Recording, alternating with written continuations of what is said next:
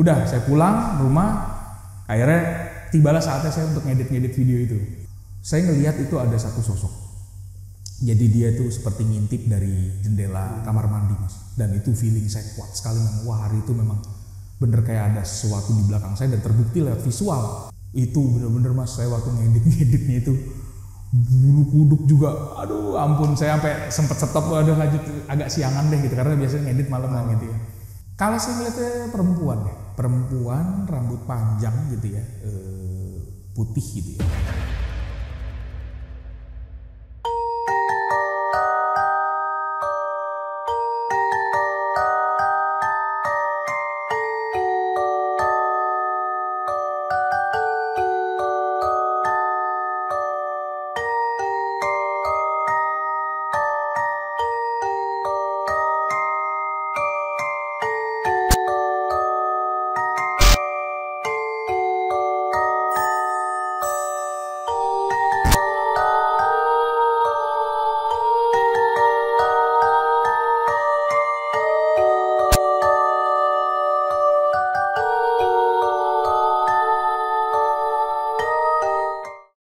Halo, assalamualaikum warahmatullahi wabarakatuh.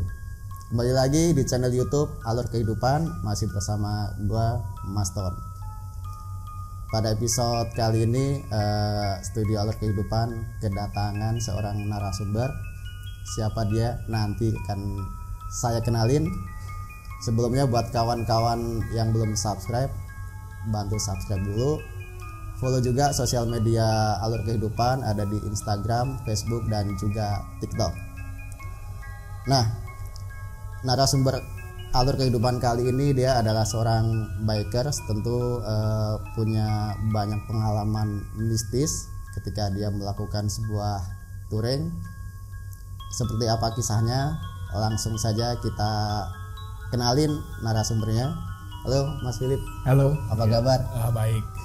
Terima kasih sudah mampir ke studio. Sama-sama Mas Ton, terima kasih juga diundang. Ya, sama-sama. Biar makin akrab, boleh sapa dulu kawan-kawan Alur.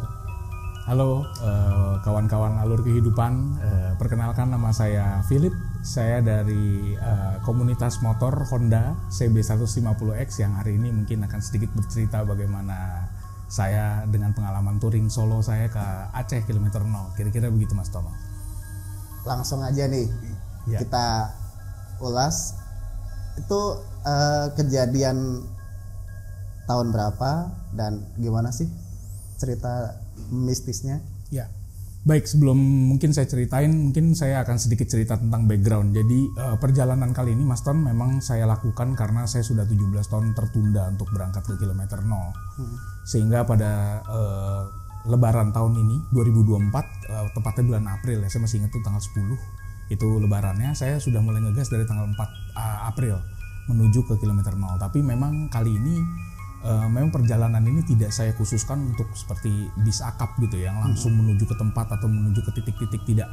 Saya melakukan perjalanan ini sekaligus napak tilas karena beberapa tahun silam, tepatnya 17 tahun yang lalu, saya tergabung dalam satu klub motor pulsar gitu ya.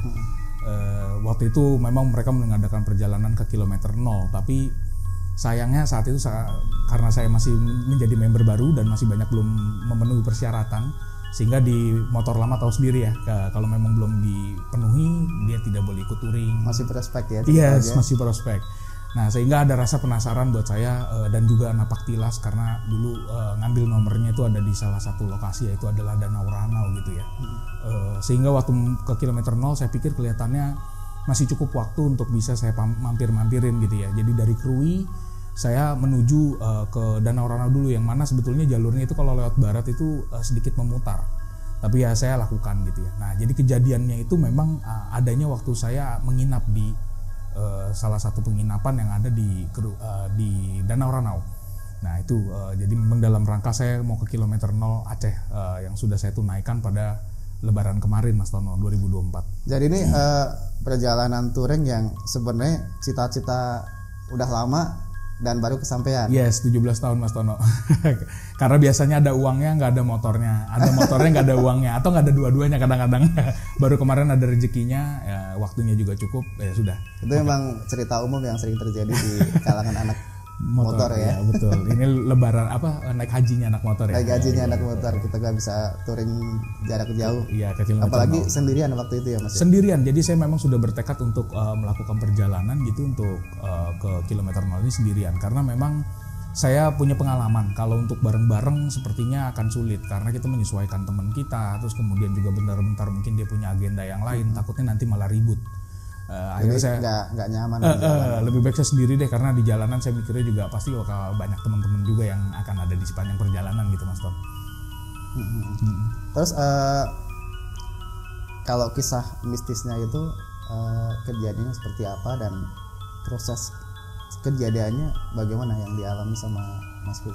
Oke, saya mulai bercerita ya. Jadi bagaimana ada pengalaman mistis yang saya alami. Jadi semua ini berawal saat saya ke Danau Ranau. Jadi kalau teman-teman mungkin yang udah tahu ke Danau Ranau itu memang melewati banyak sekali hutan.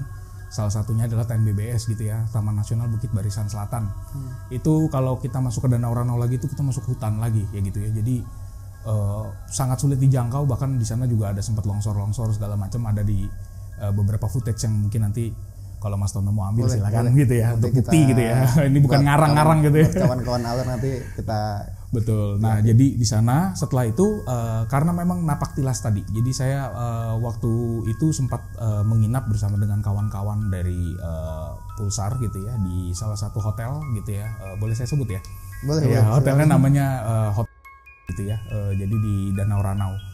Kenapa saya pilih hotel itu? Karena pemandangannya luar biasa bagus, indah banget, dan saya punya memori yang sangat kuat di sana Mas Tom. Jadi saya waktu itu ngambil nomor apa segala macam di sana. Sehingga hari itu saya memang tidak ada pilihan lain gitu ya. Memang kelihatannya ini udah paling menarik. Tapi ternyata memang saya dari awal masuk itu sudah agak curiga Mas, karena tidak ada kendaraan. Saya sempat nanya, gitu. Sepi banget itu, cottage gede sekali. Gede banget gitu ya, tapi nggak ada kendaraan satupun. Ada 1-2 mobil tapi mancing, bukan nginep. Nah sampai akhirnya saya ke resepsionis, kecurigaan saya semakin menguat gitu, karena ada yang camping satu pasang lah gitu ya di depan resepsionisnya persis, padahal di situ kan banyak cottage gitu ya. Memang mereka memberikan fasilitas juga buat menginap ala-ala camping gitu ya. Nah berawal dari situ akhirnya saya tidak pikir panjang gitu Mas Ton, saya langsung membayar. Kemudian saya langsung ke kamar gitu ya. Cuma memang dalam perjalanan ke kamar itu saya ngelihat kanan kirinya, wah ini udah banyak yang nggak terawat gitu Mas. Sangat berbeda dengan 17 tahun lalu kondisinya. Sudah banyak yang lapuk, sudah banyak yang hancur, bahkan sudah tidak bisa dihuni gitu ya. Nah dari situ saya sudah mulai agak-agak ya merinding disco gitu ya. Cuma karena memang di motor ini ya saya terkenal juga gitu, orang agak cuek gitu sebenarnya main gitu-gitu. Jadi solo-solo, iya gas aja deh, yang penting saya tidur, saya istirahat, saya nggak ganggu gitu kan, prinsipnya begitu ya. Setelah itu saya dikasih kamar pertama Mas Ton. Jadi kamar pertama itu adalah kamar yang belum direnovasi. Wah itu horor sekali betul. Jadi maaf ya, banyak kotoran burung, terus kemudian juga di situ kotor sekali. Bahkan kamar mandinya air dan lampunya tidak nyala. Karena nggak nyaman, akhirnya saya minta dengan resepsionis untuk pindah ke kamar yang lebih baik. Nah ternyata itu baru selesai direnovasi Mas. Jadi kenapa mereka mau membuka sebetulnya ya karena sudah ada 2 kamar ini sudah direnovasi. Ya sudah dibeton, sudah diperbaiki gitu ya, lebih baik udah layak huni, layak pakai. Betul.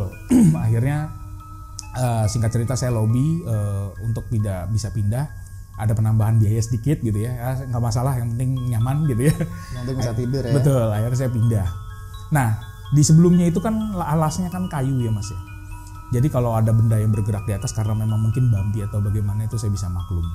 Tapi di kamar kedua, perjalanan udah mulai dari sini. Ini udah mulai mistisnya. Sudah mulai mistisnya nih. Di saya sebelumnya benar-benar nggak pernah nih ngalamin hal begini gitu ya. Jadi buat saya sebetulnya yang kayak gini-gini tuh cuman ya sebelum ini ya mitos gitu ya. Nah begitu masuk ada satu lemari tua Mas. Jadi saya mau naruh barang-barang saya karena banyak ya. Bawaan saya 102 kilo Mas. Jadi ada tas, ada box, ada segala macam sepatu, helm, itu saya taruh. Nah begitu saya melintas ke depan lemari itu, di depan lemari itu goyang Mas, seperti kalau kita ada lemari di tempat yang nggak steady. Jadi dia dak gitu. Oke, saya pikir itu tadinya bumpy karena ini struktur baru atau Masih mungkin penempatannya kurang baik gitu ya. Nah, setelah itu saya mulai lihat-lihat lagi gitu Mas, karena memang orangnya mungkin sedikit nekat gitu ya. Saya bukannya lari, malah saya buka. Saya buka lemarinya, dicari tahu ada apa. cari tahunya apa, tikus kah? Karena kan saya ya yang paling saya khawatirkan tuh binatang sebetulnya. Betul. Gitu kan, apa ada ular atau bagaimana? Saya takutnya di situ. Nah, setelah saya penasaran, saya buka Mas. Ternyata tidak ada apa-apa dan di dalam hanya ada sejadah yang memang standar dari hotel atau penginapan ya, itu memang untuk orang ibadah. Jadi saya lanjut aja tuh, akhirnya udah cuma mungkin perasaan saya atau bagaimana. Sudah, akhirnya berselang waktu siang ketemu sore ketemu malam gitu ya, saya jalan-jalan di sekitar sana Mas Ton. Akhirnya saya kembali tuh ke hotel setelah maghrib gitu ya, dan ya bermaksud untuk mau ada closing statement atau bagaimana. Dimulai dari saya masak dulu tuh di mana balkon gitu ya. Di balkon saya masak dulu gitu ya. Saya pengen suasana. Iya, saya ala-ala lah begitu kira-kira ya. Ala-ala gitu. anak camping. Ala-ala anak camping, ala-ala anak petualang gitu ya ceritanya.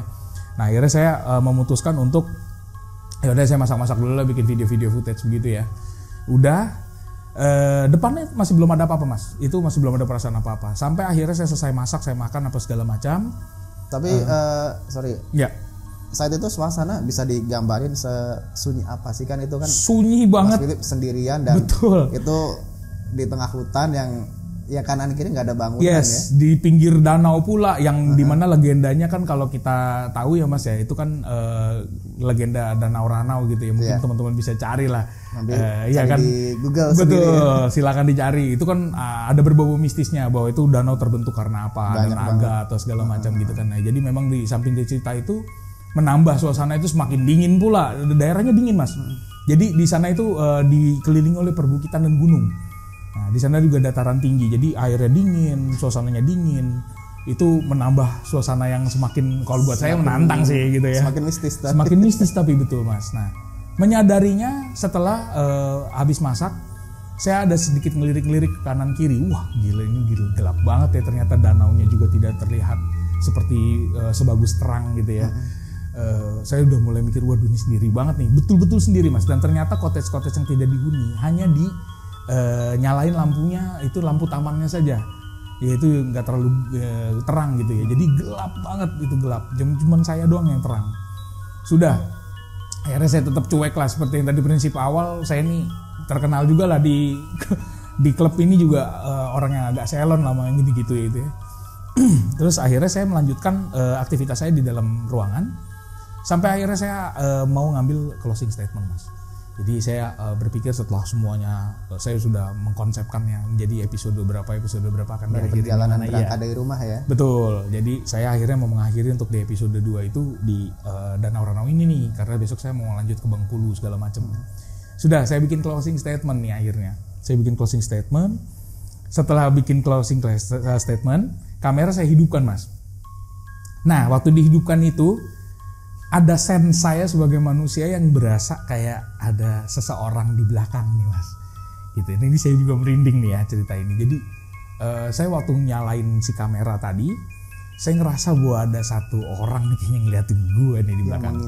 Ya, kebetulan di kamera saya itu ada layar depannya. Saya nggak berani tuh ngeliat layar depan. Udah mulai ada rasa takut tuh Mas. Saya udah mulai diliputi rasa takut terus terang, yang belum pernah terjadi. Sebelumnya saya nggak pernah ngerasain apa-apa. Dan ini baru pertama kali.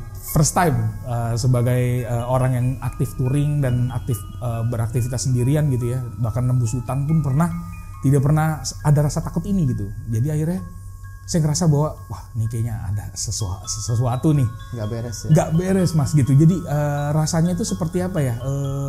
Ya sedikit menggambarkan gitu ya. Mungkin kayak orang lagi pusing bangun tidur gitu. Tiba-tiba kayak ada berat gitu ya.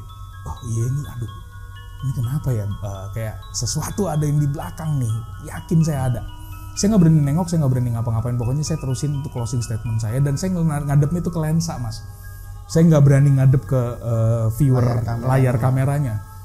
Saya lanjut, saya ngomong apa segala macem, sampai akhirnya memang saya bawa hard disk gitu ya untuk bisa memuat perjalanan itu ya, supaya nanti kosong lagi dan besoknya saya bisa merekam lebih banyak. Ya saya akhirnya cuman copy paste aja udah di laptop saya. nggak berani saya ngeliat hasilnya. Biasanya kan kita iseng-iseng coba ngeliat gitu ya, tapi saya nggak berani gitu mas. Nah sampai akhirnya saya masukin datanya segala macam sudah. Nah tiba-tiba mati lampu mas. Jadi berselang kurang lebih 1 jam dan itu posisi mungkin jam 1 pagi gitu ya. Jam 1 pagi gitu setelah selesai segala-galanya, saya beres-beres pas segala macam, alat-alat saya beresin, tepat di situ mati lampu. Dap. Nah, saya mati lampu itu langsung insecure saya terhadap cerita atau perasaan saya waktu sebelumnya, sebelumnya. Itu bulu kuduk mas, itu langsung ber gitu ya. Langsung kayak dibakar dari belakang gitu, merinding sekali. Terus saya jadi takut mas gitu. Nah kebetulan memang kemana-mana tuh memang saya bawa senter. Saya harus senter, wah ini nggak bisa enggak nih, saya harus tanya ke resepsionis. Hanya itu sumber cahaya yang ada. Cahaya cuman itu, betul. Dan kebetulan baterainya masih full karena tidak terpakai. Untungnya saya punya inisiatif untuk ngecas gitu. Akhirnya saya jalan. Nah jalan itu mas, itu ngelewatin beberapa cottage yang sudah tidak terpakai tadi. Lorong-lorong tadi. Bukan lorong, dia jadi kayak perumahan ya, kayak cottage ya, terbuka, sebetulnya alamnya bagus. Tapi itu banyak pintu yang sudah separuh kebuka. Udah usang. Itu jangankan mungkin ada yang ini, kucing lewat pun saya akan kaget itu pasti gitu. Tapi cuma saya positive thinking aja udah. Kira-kira jaraknya mungkin sekitar 800 meter ke resepsionis. Karena itu cottage ya konsepnya, jadi rumah-rumah gitu ya. Nah kebetulan yang udah direnovasi di ujung. Resepsionisnya di sana. Di ujung pula. Jadi kira-kira mungkin sekitar 10 sampai 11 cottage saya lewatin yang kosong-kosong tadi. Wah itu serem mas. Itu serem banget. Saya dengan yang tadi yang pengalaman yang kayaknya ada orang di belakang atau ada sosok di belakang tadi, wah keintai terus gitu mas. Nggak tenang. Akhirnya jalan super cepat gitu ya. Sampai akhirnya saya ketemu resepsionis.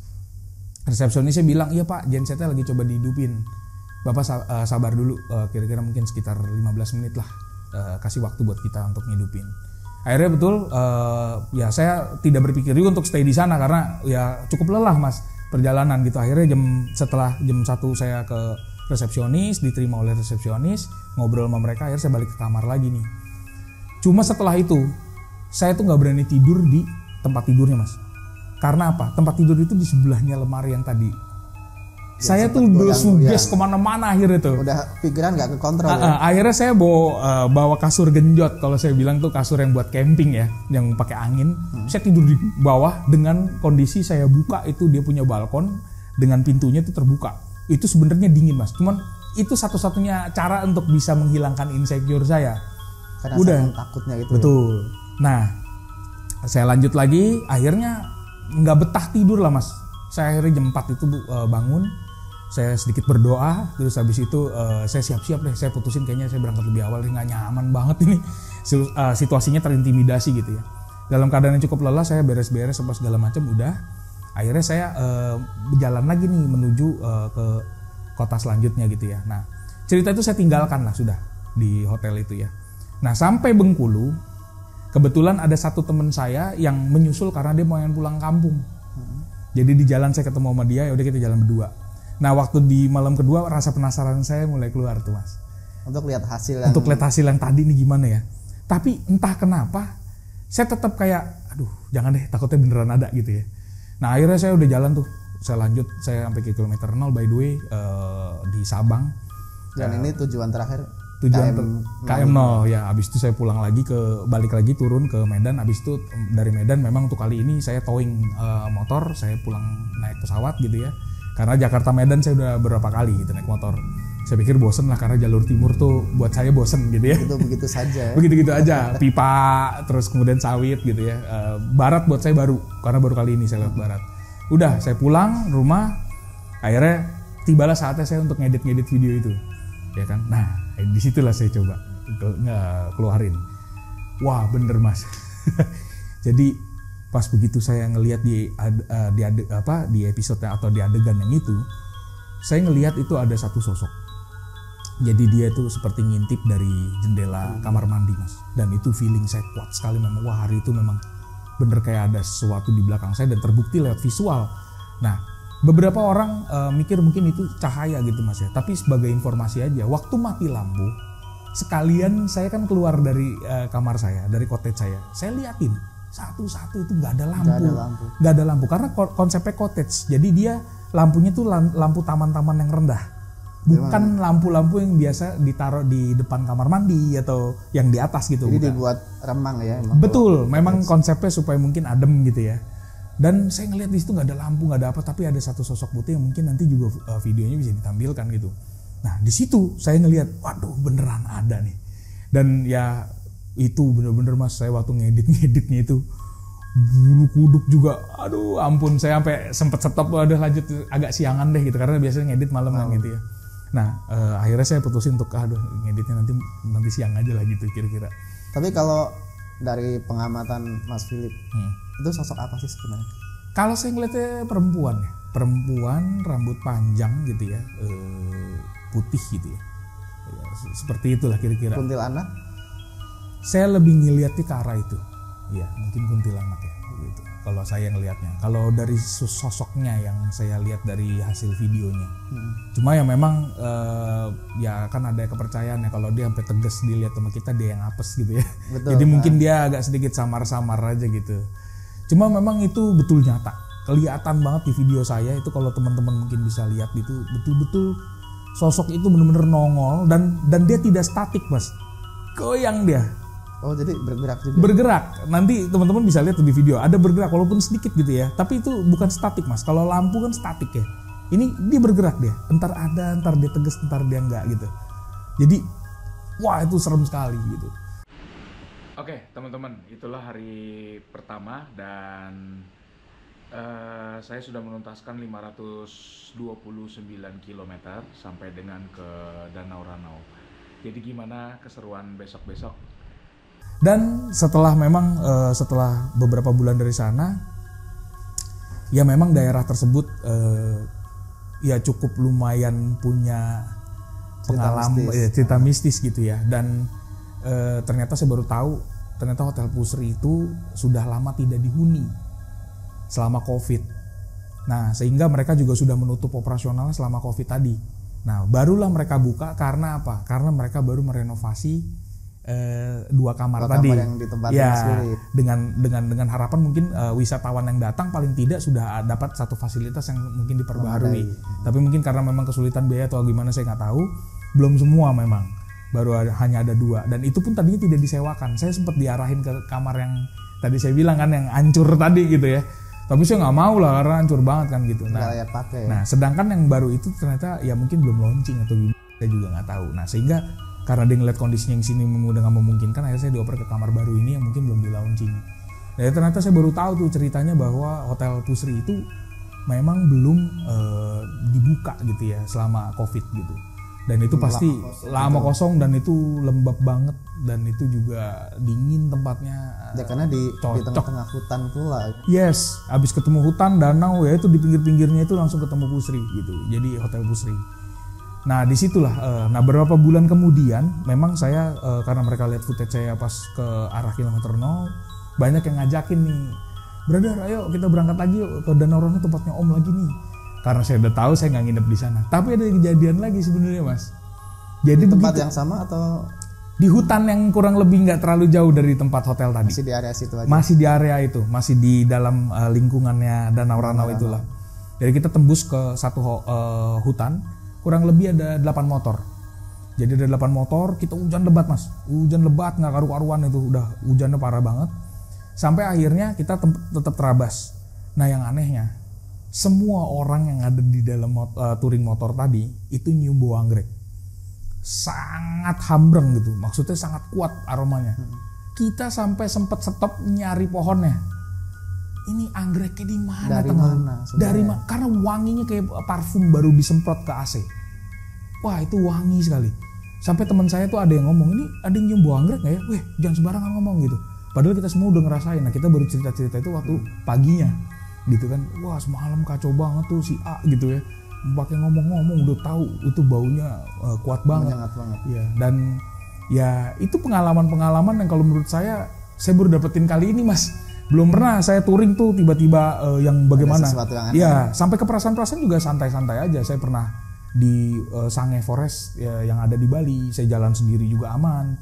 Saya di Baluran waktu itu saya menuju Bali sendiri juga.